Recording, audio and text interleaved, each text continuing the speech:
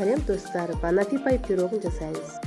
Ол үшін бізге сары май қажет болады, қант ұнтағы қажет болады,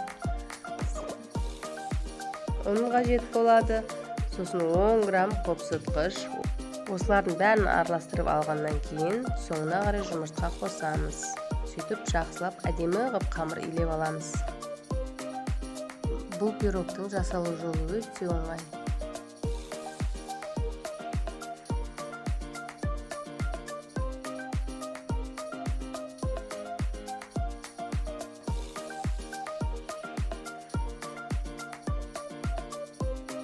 Міне осындай қамыр шығу керек. Осы қамырды жарты сағатқа холодильникке қойып қоямыз.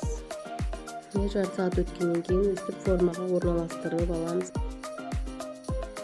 180 градус қызып тұрған пеште 25 минут пісіріп аламыз.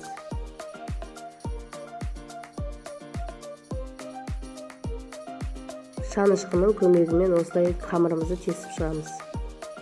Енді ішіндегі салмасына банан керек болады, творожный сыр, сахарная пудра және қою варенка керек болады бізге.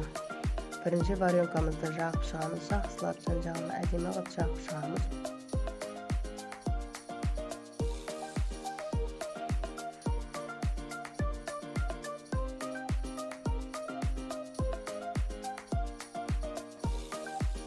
Бананымызды да реттеп осылай әдемі қылып қойып шығамыз.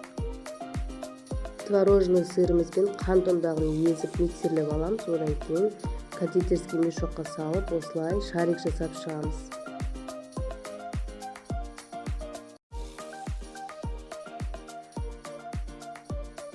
Менің видеом ұнаған болса лайк басып, тіркеліп алуды ұмытпаңыздар.